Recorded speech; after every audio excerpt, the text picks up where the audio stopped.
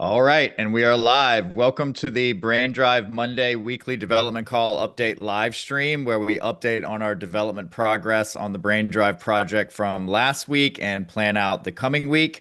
We do these calls every Monday at 10 a.m. Eastern Time. I'm Dave Waring, and I handle the operations side here at BrainDrive. And I'm David Jones, and I handle the technical operations side here at BrainDrive. Our mission here at BrainDrive is to build a superior user-owned alternative to big tech AI systems like ChatGPT. And we call that system BrainDrive. Let me just share the screen so you can see that. And this is running 100% locally on my own computer. So I own and control the interface here and also the memory and everything that's going on inside my BrainDrive. And BrainDrive is built with one goal in mind, which is to help you define and reach your goals. So we have the loop process built into BrainDrive, and these are all editable files here where you can update the personality and instructions for your AI. But it's built around helping you define what do I want to do in this case with my career, get on the same page with the AI about that, create a plan so that you can then collaborate and work together with your AI to reach your career goals. And so we have these default pages here around sort of the four areas that we think you need to have a successful life. If you're doing good in your career, you've got great relationships, you're in shape, and your finances are in order, it's going to be hard to have a bad life. But you don't have to use these pages if you don't want. You can delete them or rename them right there. And this same process of can be used for creating professional projects, if you want to do a presentation or something like that, or other personal areas of your life, whatever you want to do, your BrainDrive will interview you. I just reset this. So your BrainDrive will interview you and get you all set up and ready to execute on your plan for whatever project you may be wanting to work on. And we have the ability to use a variety of different model providers. If you want the easy button, you can just add credits and use the model that we choose for you, which we've chosen based on the best combination of cost, performance, speed, etc. You can use OpenRouter, which offers over 400 cloud-based AI models. And if you want to run things completely private and completely for free, you can run local models via Olama in your BrainDrive. So everything's set up completely for your ownership and control. You can even run it for 100% free if you want to. And everything that you've seen here is also MIT licensed open source. So it's not just us telling you you own and control it. You actually do. We've got backups to GitHub. So if you want to make sure that you're not losing anything that's stored locally on your computer, you can do that here. And you can migrate to another computer if you decide to host your BrainDrive in the cloud to another host at any time. So we've really got it all set up here for you. And we believe that we've got a really good foundation here to build on and build the future of user-owned AI together.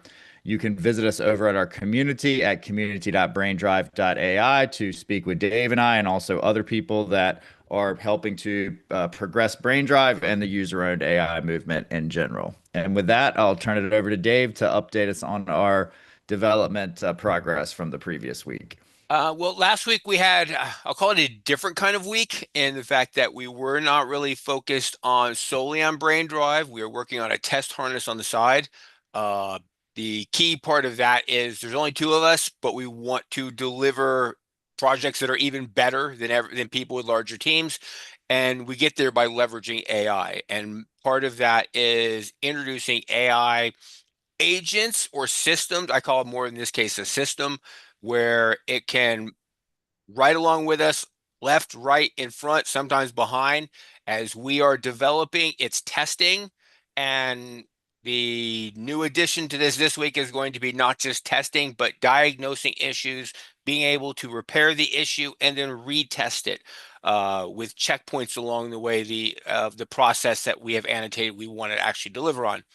So and I'll share my screen. There we go. We were working on BrainDrive right here, actually the finance section. And as you notice, mine looks a little bit different than Dave because this is the section we were actually working on.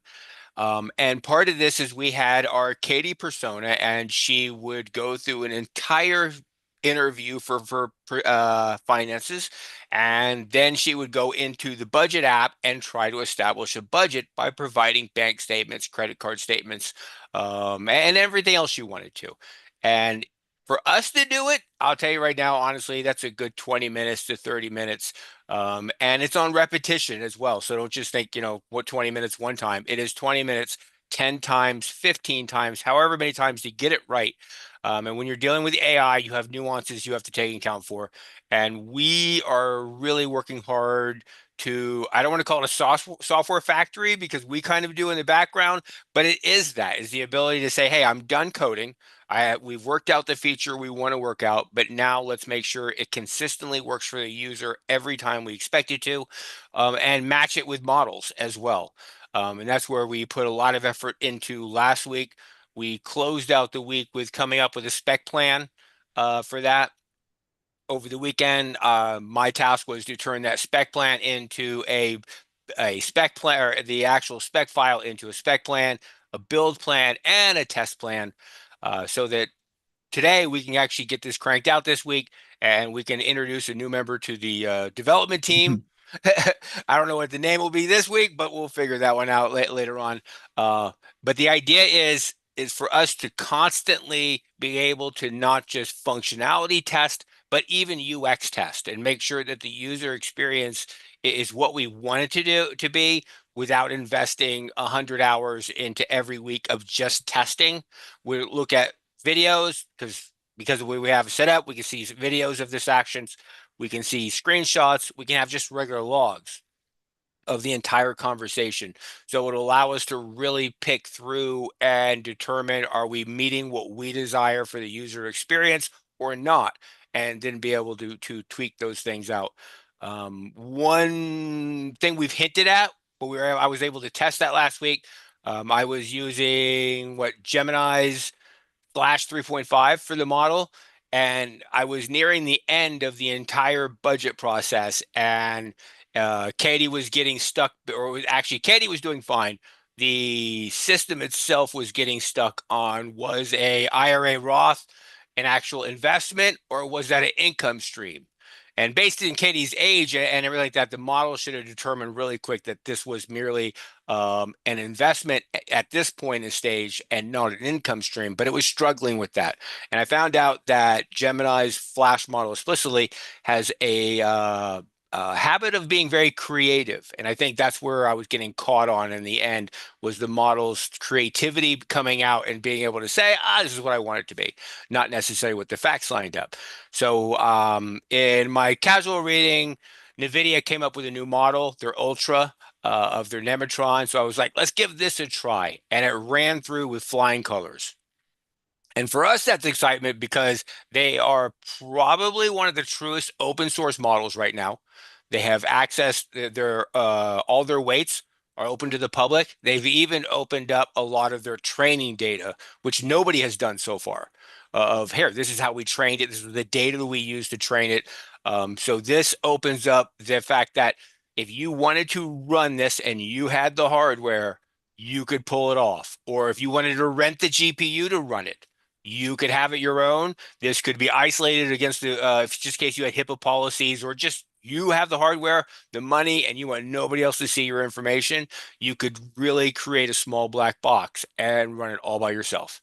And this is an Uh, American company too, which yeah, is important to us. yeah, exactly. You don't have to worry about the data being traded around and stuff like that. And if you wanted to run BrainDrive for free, NVIDIA has an access program where you can get access to their models for free for, I think it's like 6 months or something like that, or things like that. So it's like it's like being able to test your product very easily and quickly against other models and seeing how it fares, and being able to have a choice.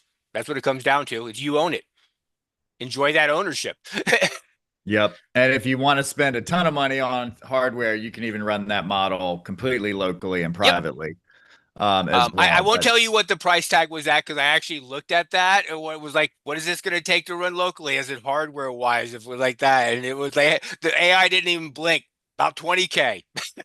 Yeah, which for an individual is obviously a ton of money, but if you have a company and you want Yep. to, if you have HIPAA requirements or something and you can't run AI at all, or you can spend 20 grand on a piece of hardware and run it all privately and locally and have AI, you If you know, if you're on Reddit, you see quite a few people. They have a lot of hardware thrown at AIs, and they just run them locally. So it's like this is not an unfeasible thing. This is just unfeasible for people who only dance with AI. But and if you're hopefully in, now because everything's open and even the training sets are open, people will start to distill smaller models off of that yep, that may work well on, more consumer grade hardware. yeah, and this was their Ultra. I have not. They have a super version, which is I believe they're 12 active billion parameters model. I haven't tested it on that yet. That's probably going to come this week if I get time. But I'm going to be coding the BrainDrive harness this week, and our goal, as we spoke last week, is to have that locked up running by the end of this week. So Yeah. I'm not moving off that one other than migrating my playing time to some other day. Cool. Yeah, and this is really part of what we're starting to refer to as the Brain Drive Factory. Yep. And just have a short presentation here that's not brand aligned because I ran out of time this morning. But basically, this is how we're trying to, like Dave said, we're a two-person team, but we really want to compete with the big boys. And how we're going to do that is by being open source and attracting a community, but also really leveraging AI to its Mhm. fullest extent. And we think that AI, the engine automated manual labor, and AI is now automating knowledge work. Yep.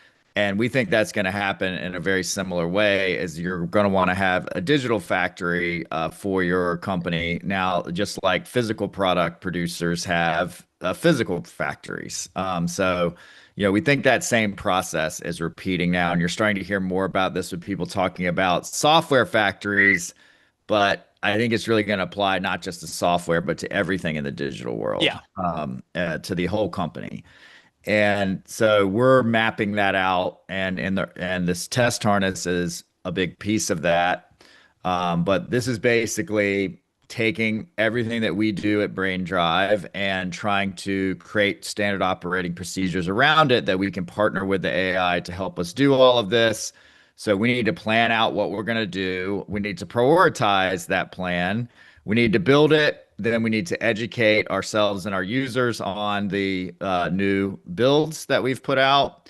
We need to promote that within our target audience, and we need to learn, and then we need to incorporate those learnings back throughout the entire process. So this is a high level overview Yep. of that factory, and I think this can be adjusted, to fit pretty much Yep. any digital business.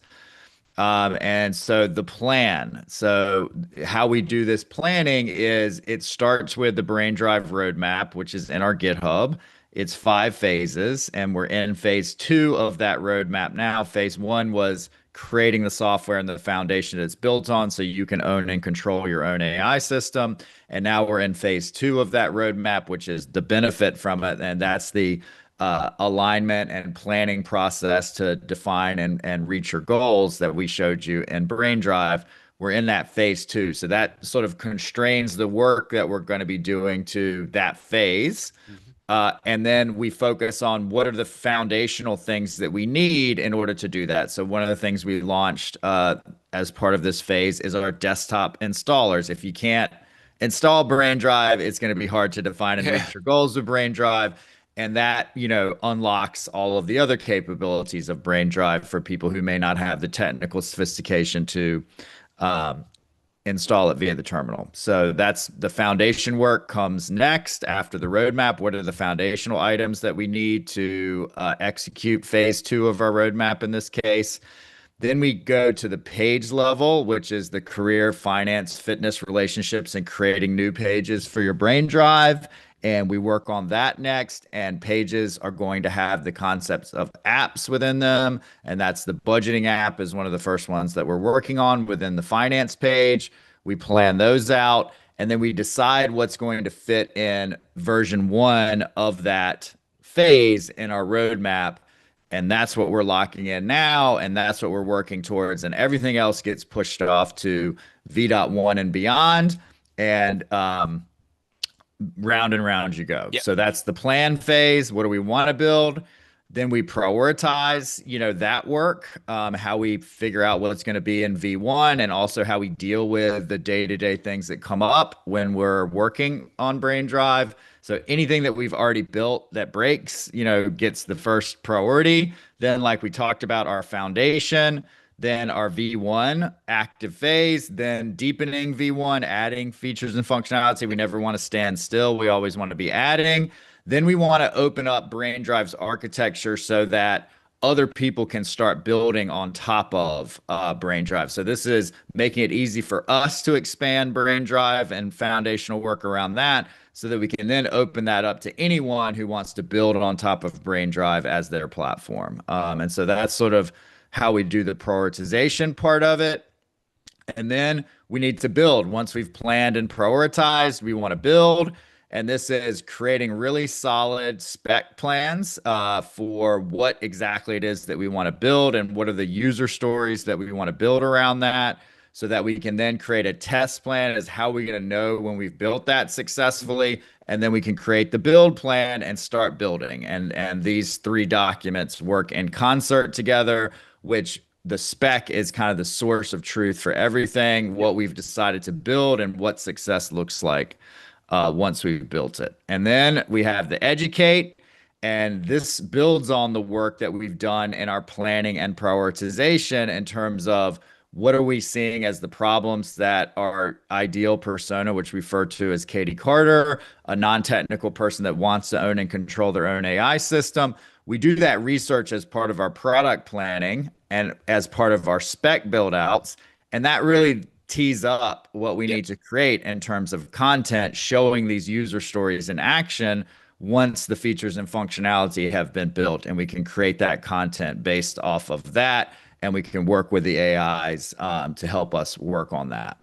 And then finally, the promote, we can create this content once, but then we can repurpose it. We can do a blog post that turns into a YouTube video, that turns into a LinkedIn post, an X post, an email drip, and Reddit posts, and everywhere where our target persona lives. We want to have a presence and also have a presence where we're adding value to wherever that, whatever that community is. And we're not just there posting ads, but we're posting high quality educational Yep. content. And then we learn, right? And this is, I really think the big key for everyone that's working with AIs on this is before you have a before we had the ability to automate all this stuff with a factory, Yep. you optimize the product, like you would work on the product itself. Mm-hmm. But I think the big shift here is you don't optimize the product now, you optimize the factory that creates the product. So you are optimizing the product, but you're doing so through the factory. So, like, for example, my brother-in-law used to work at the Anheuser-Busch factory, and there's like a million cans, I mean, you couldn't even see the cans going across on this assembly line. They're going so fast. And if a can is, when he does his test is off, he doesn't like stop the factory and like start working on that individual can to fix it, right? He goes and looks for where in the machinery, where in the factory is the problem that's creating this can Yep. problem, fixes that, and then the product is fixed, Yep. right? And so I think we need to start thinking about working with AIs in the same way is you don't work directly on the product, you work on the thing that builds the product and that in effect creates the product and fixes the product and all of that. And it does it in a repeated fashion that allows a two-person team like we have here to scale kind of infinitely by partnering with AIs. Um, so that's the map again: plan, prioritize, build, educate, promote, and learn, and back around. And that's the loop, that people are talking about now. And we have what Dave was talking about as a part of that. We have skills for each of these steps. This is gonna, yep. Okay. Yeah. And All right, we're I really start. like Yeah, it. I knew that was You gonna started yourself happen. up. Yeah. So we have the skills here. We're posting in our forum over at community.braindrive.ai, and we're putting this process together now. So this is an in progress, but you can see here, this is our planning process. So, and everything that we just talked about, and we have skills for each of these that are in our library, and it tells the AI what to do and how we work with it, et cetera, for each of these stages. So you can get a sense of what our project process looks like in the forum here. And This is the prioritization workflow. So, and skills for all of these. And Dave's working on the test harness. So, and we'll make all those public soon once we've sort of finalized and polished up everything. Because there's a lot of back and forth between Dave and I on these things now. But just so you can have a sense of how we're thinking about building an AI powered factory. But I think any company could use this same process to do And so. it surprised me. I watched somebody release software this weekend that I thought was smart. And I'd say they're not smart. They are, but it's just everybody's so focused on the light, using AI to speed up code, whatever you're working on, like you, as you pointed out, instead of how can they leverage it outside of that so that it focuses on the actual code and the actual product that you're working on. Because they released a software piece of software this weekend and it looks fantastic. When you see screenshots or you get this thing to start to come up, it's great. But then when you go into the small details of like, hey, you need to connect to an AI. Apparently nobody tested that part Nah, because you can't do that one simple thing. It's like, and this is where you have to have, I called mine a test harness and such like that, but we'll come up with a better name. But it's like you need something while you're coding, while you're painting and coming up with the ideas and turning specs into plans to have the AI work on that.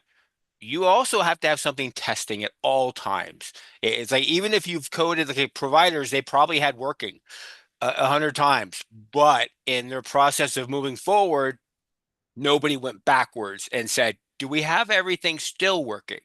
And that's what the test harness has to do is constantly not just, I did something new, let's test that. It's, hey, let's run it through the entire gambit from a new user registering, logging in.